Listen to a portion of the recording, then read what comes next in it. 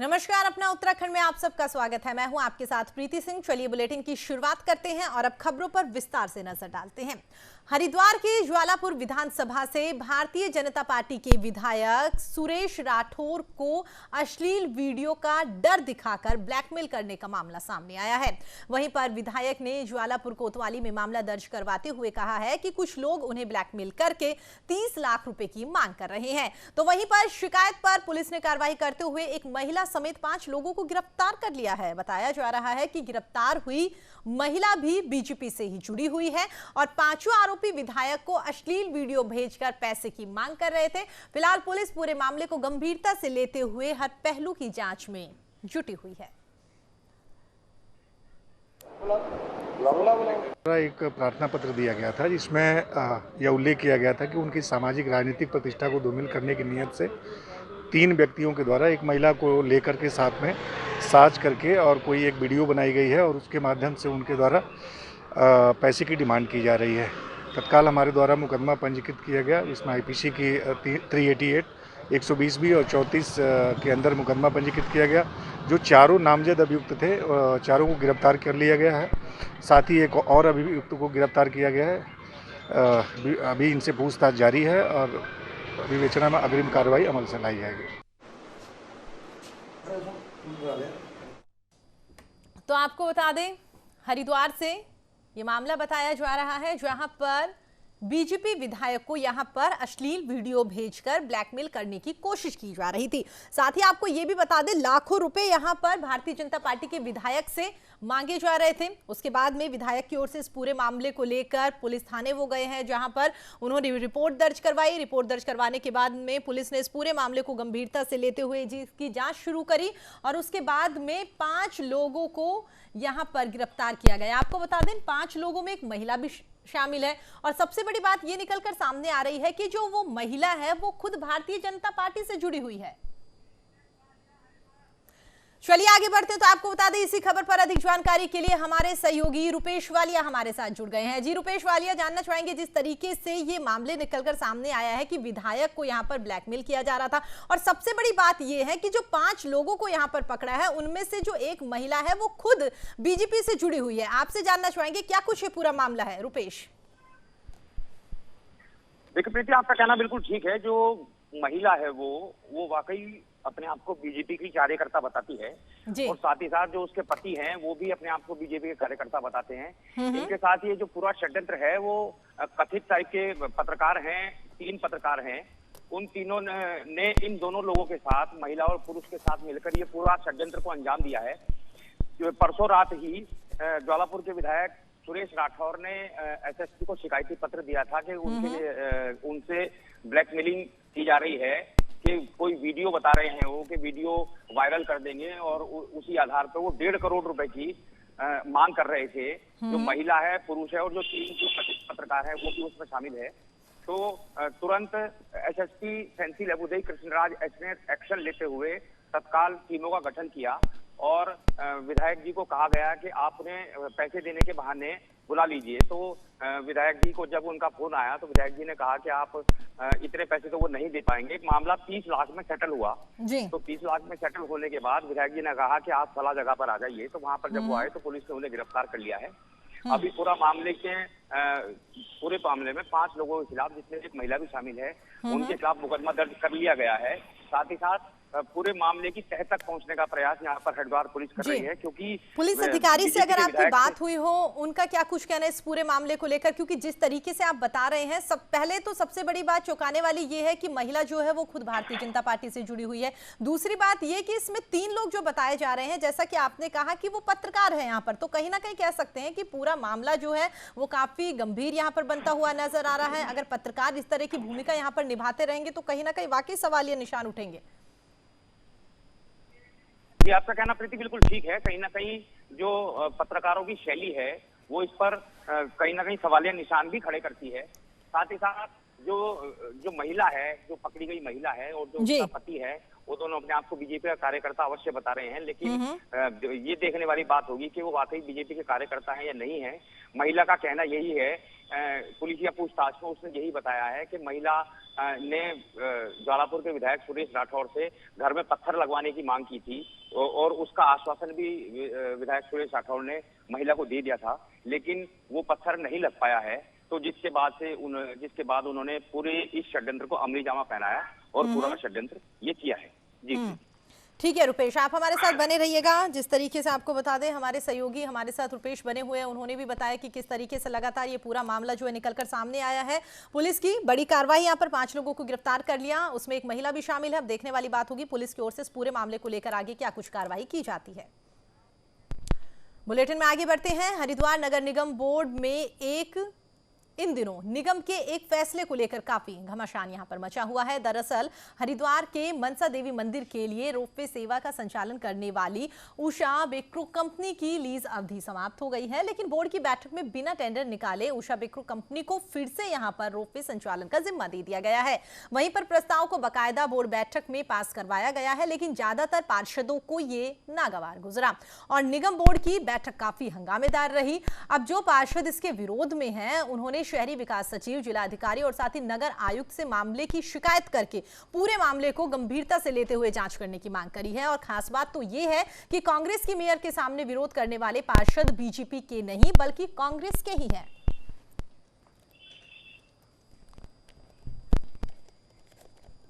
सभी पार्षद बहुमत भाजपा का है, जो विरोध कर रहे हैं उन्हीं की सरकार है, उन्हीं की वो है पूरा शासन में।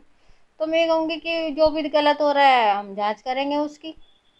ये तो बहुत पहले से हो रहा है उस सब रेको का तो, और आप देखिए जनहित का निगम का ही है, ये निगम के हित में ही किया है सब कुछ, और निगम को ही हो रहा है सब। तो पारित कराया उन्होंने। बहुत सारे लोग बोर्ड में थे भी नहीं उस दिन, हमारे काफी लोग नहीं आए, किसी कोई कारण जिन लोगों ने धांधलीबाजी करके इन सब लोगों ने करके ऐसा कर दिया जो होना नहीं चाहिए था।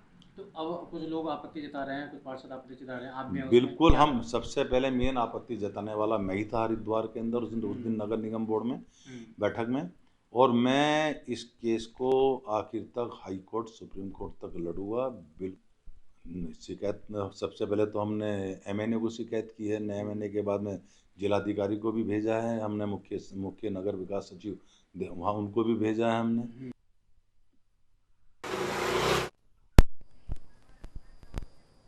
चलिए आगे बढ़ते तो आपको बता दें, इसी खबर पर अधिक जानकारी के लिए हमारे सहयोगी रुपेश वालिया हमारे साथ बने हुए हैं। रुपेश, जिस तरीके से ये पूरा मामला निकलकर सामने आया है, सबसे बड़ी बात ये है कि नगर निगम में हंगामा किया गया, तो बीजेपी के पार्षदों की ओर से तो हंगामा किया ही गया रुपेश, लेकिन उसके साथ में कांग्रेस के जो पार्षद थे वो यहाँ पर हंगामा करते हुए नजर आए। क्या कुछ ये पूरा मामला है?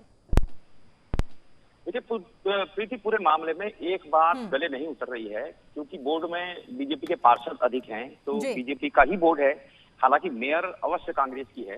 तो पूरे मामले में ये बात गले नहीं उतर रही है कि जो उषा ब्रेको को 30 साल की लीज बढ़ा दी गई है उषा ब्रेको की, हालांकि उनके ऊपर 121 करोड़ रुपए का निगम का बकाया भी चल रहा है, जिसे अभी तक क्लियर नहीं किया गया है।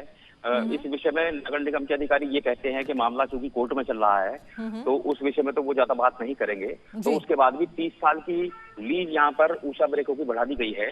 तो इसी पूरे मामले में जो मुख्य पहलू है वो यही है कि बोर्ड में बीजेपी के पार्षद ज्यादा है, मेयर कांग्रेस की है, उसके बाद भी घालमेल करके ये 30 साल के लिए लीज बढ़ा दी गई है। हालांकि कल सोशल मीडिया के माध्यम से पूर्व मुख्यमंत्री हरीश रावत ने भी पूरे मामले में तंज कसा है। उनका भी साफ साफ कहना यही है कि उन्होंने स्थानीय जो विधायक हैं, जो पूर्व शहरी विकास मंत्री भी रहे हैं, फिलहाल बीजेपी के प्रदेश अध्यक्ष है मदन कौशिक, उनके ऊपर सीधे सीधे आरोप लगाया है।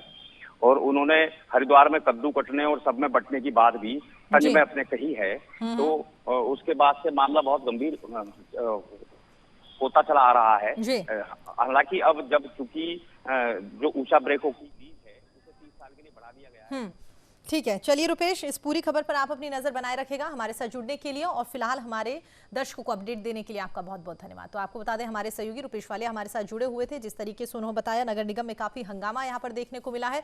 अब देखने वाली बात होगी कि आने वाले दिनों में यहाँ पर पार्षदों की ओर से क्या कुछ फैसला लिया जाता है, और इसी तरीके से हंगामा अगर आने वाले दिनों में बढ़ता रहा तो उसके बाद में यहाँ पर जो अध्यक्ष है उनकी ओर से क्या कुछ यहाँ पर फैसला लिया जाएगा।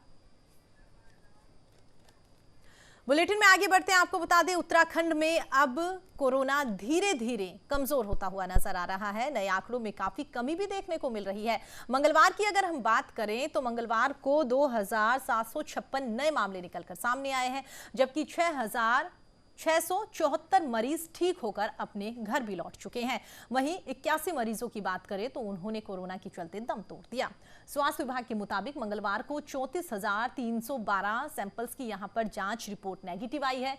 देहरादून जिले की बात करें तो 524, उधम सिंह नगर की बात करें तो यहां पर 492 और टिहरी में 264, अल्मोड़ा में 234 संक्रमित मरीज मिले हैं। फिलहाल उत्तराखंड में 45,568 मरीज यहां पर सक्रिय बताए जा रहे हैं, जिनका उपचार चलता हुआ नजर आ रहा है अस्पतालों में। वहीं पर प्रदेश की रिकवरी दर की बात करें तो 82.09% यहां पर बताई जा रही है, और संक्रमण दर की बात करें तो 6.94% फिलहाल उत्तराखंड की संक्रमण दर यहां पर दर्ज की गई है।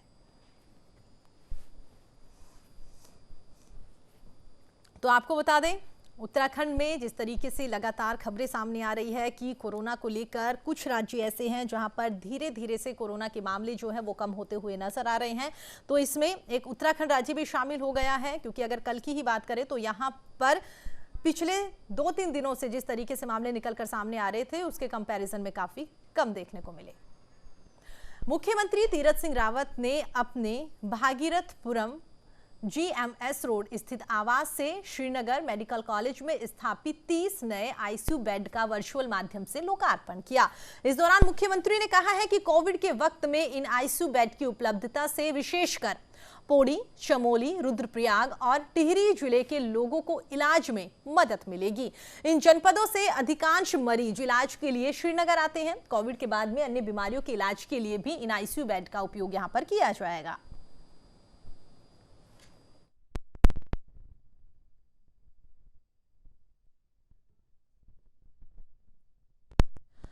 आम आदमी पार्टी के पूर्व जिला अध्यक्ष बिशन दत्त जोशी के आवास पर हर घर हर दुकान सैनिटाइज अभियान का शुभारंभ किया गया। कार्यक्रम का शुभारंभ पार्टी की जिला अध्यक्ष सरदार जसपाल की ओर से किया गया, और इस दौरान टीमों को यहां पर हरी झंडी दिखाकर जिला अध्यक्ष जसपाल सिंह ने नानकमत्ता विधानसभा की पूर्व प्रत्याशी सुनीता राणा ने यहां पर नानकमत्ता की ओर रवाना किया।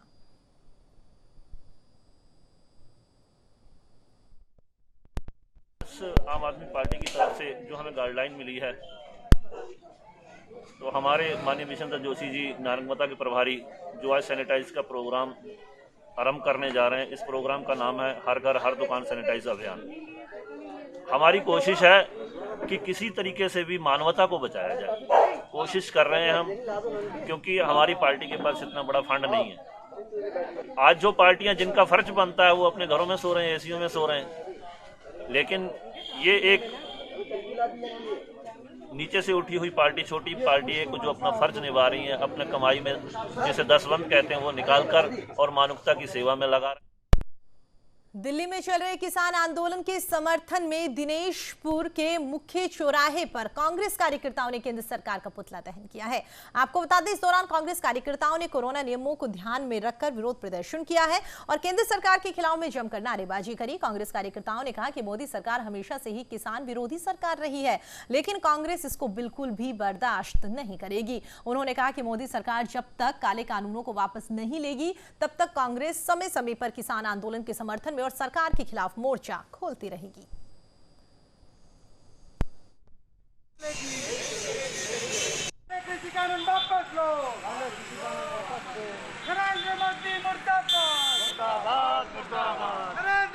दाता है अपने जायज मांगों को लेकर आज 26 मई को पूरे 6 माह हो चुके हैं, लेकिन ये तानाशाही ढीठ सरकार और ये बिल्कुल जनता की सरकार नहीं है। मुझे लगता है ये ईवीएम की सरकार है, तभी जाके ये जनता की मांग को नहीं मांग रही है।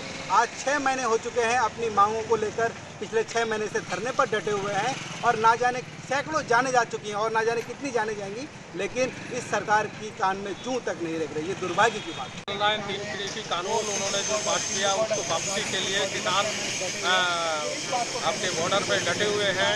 हम लोग भी किसान हैं, हम लोगों ने भी इस आंदोलन में अपना सहभागिता दिया है और आज भी हम लोग किसानों के साथ खड़े हैं।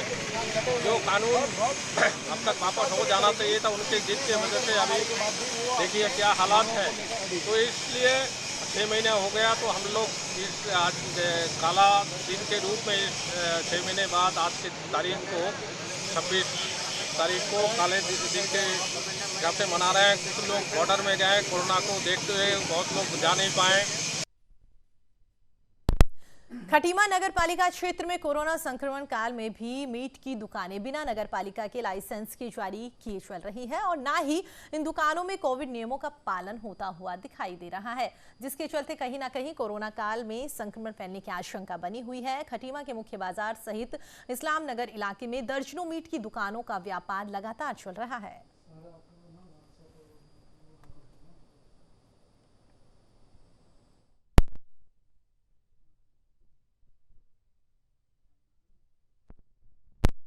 कोरोना महामारी के भयावह दौर में स्वास्थ्य संबंधी कार्यों से जुड़े हुए नेशनल हेल्थ मिशन यानी कि NHM कर्मचारियों ने अब काली पट्टी बांधकर अपनी सेवाओं को देते हुए सरकार के खिलाफ अपनी नाराजगी को जाहिर करना शुरू कर दिया। सरकार से खफा NHM कर्मी सरकार से मांग कर रहे हैं कि उन्हें भी सरकारी कर्मचारियों की तरह ही 60 साल तक की उम्र तक जॉब सिक्योरिटी दी जाए, जिससे कि उनका भविष्य भी सुरक्षित रह सके। साथ ही साथ कर्मचारियों ने सरकारी कर्मचारियों की तरह ही उन्हें भी समान कार्य के बदले समान वेतन देने की सरकार से मांग की है।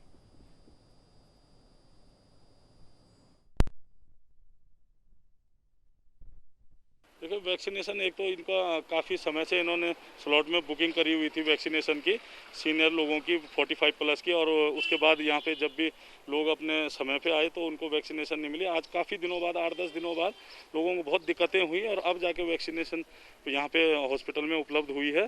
तो मैं आज यहाँ पे आया था तो मैंने देखा कि कुछ यहाँ का जो नर्सिंग स्टाफ है वो काले रिबन बांध के सरकार का विरोध और अपने कार्य बहिष्कार कर रहे थे। तो मैंने उन लोगों से पूछा तो उन्होंने बताया कि हम वर्षों से स्वास्थ्य विभाग में NHM के द्वारा अपनी सेवाएं दे रहे हैं और हमें समान वेतन और समान तरीके से हमारे साथ कोई भी व्यवस्थाएं समानता से नहीं है, तो उसके खिलाफ ये लोग विरोध प्रदर्शन कर रहे हैं। और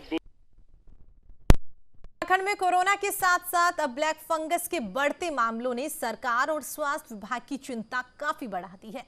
एम्स में ब्लैक फंगस से अब तक 92 मामले सामने आ चुके हैं और इनमें से अब तक लगभग 7 संक्रमितों की ब्लैक फंगस से मौत हो चुकी है। इसी को लेकर शासकीय प्रवक्ता सुबोध उनियाल ने कहा है कि ब्लैक फंगस को लेकर सरकार गंभीर है, इसकी रोकथाम के लिए हर संभव कोशिश की जा रही है। प्रदेश में ब्लैक फंगस से निपटने के लिए इंजेक्शन और दवाइयां भी उपलब्ध करवाई जा रही है ताकि वक्त पर लोगों को इलाज मिल सके और ब्लैक फंगस से लोगों की मौत ना हो।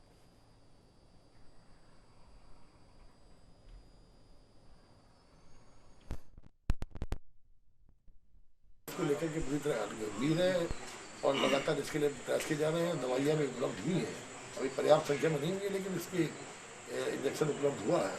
और मैं समझता हूँ जो हमारे वैज्ञानिक हैं इस क्षेत्र के वो भी अपना काम कर रहे हैं कि किस तरह इसको कंट्रोल में किया जाए। और हमारे यहाँ जो राज्य की 2 फैक्ट्रियाँ जो इसकी ब्लैक फंगस की दवाइयाँ बनाती हैं उनका भारत सरकार ने आकर के इंस्पेक्शन भी किया था और उनकी रिकमेंडेशन का इंतजार किया जा रहा है ताकि हमारे राज्य में भी इसकी उपलब्ध हो सके। सरकार इसको लेकर के कोरोना संक्रमण ने जहां पूरे देश भर में व्यावसायिक गतिविधियों पर पूरी तरीके से विराम लगा दिया है, तो वहीं पर सरोवर नगरी नैनीताल में भी पर्यटन व्यवसाय पर कोरोना कहर बनकर टूट पड़ा है।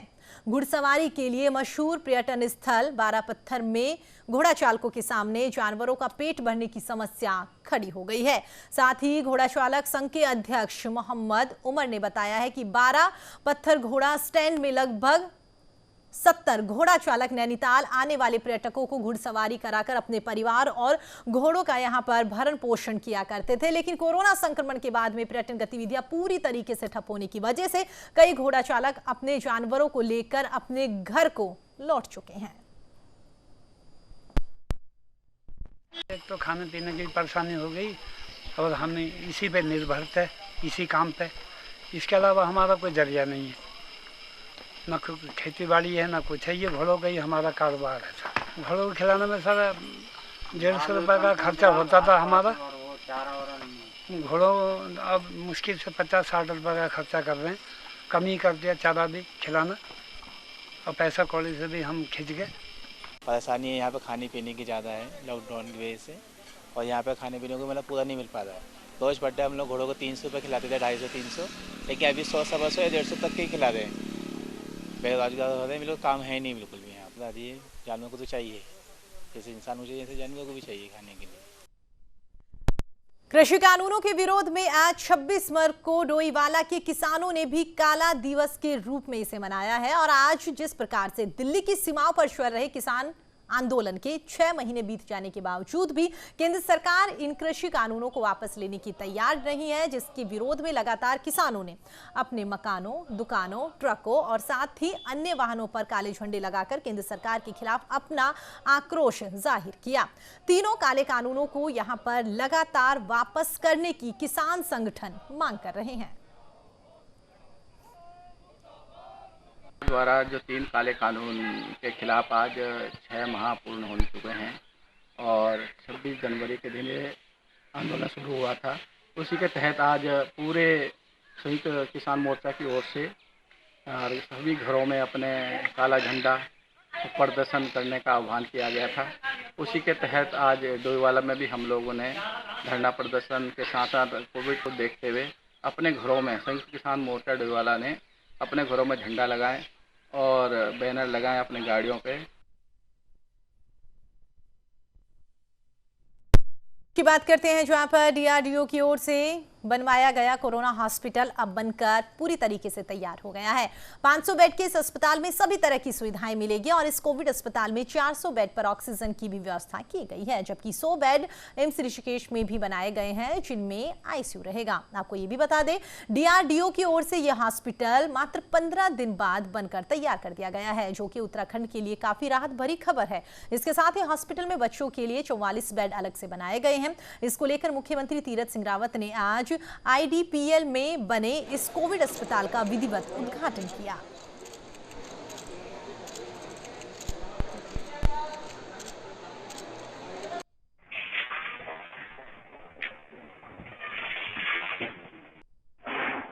डीआरडीओ के माध्यम से 500 बेड का कोविड सेंटर शुभारंभ हुआ है, उसका लोकार्पण हुआ है और मैं इसके लिए भारत के प्रधानमंत्री आदरणीय मोदी जी का, रक्षा मंत्री माननीय राजनाथ सिंह जी का हृदय से धन्यवाद करना चाहूँगा, जिनके कारण आज यह हॉस्पिटल तैयार हुआ है। और साथ में डीआरडीओ के जो चीफ हैं डॉक्टर सतीश जी, उनका भी धन्यवाद करना चाहूंगी। चलिए फिलहाल इस बुलेटिन में इतना ही। देश और दुनिया की तमाम खबरों के लिए आप देखते रहिए न्यूज़ इंडिया। नमस्कार।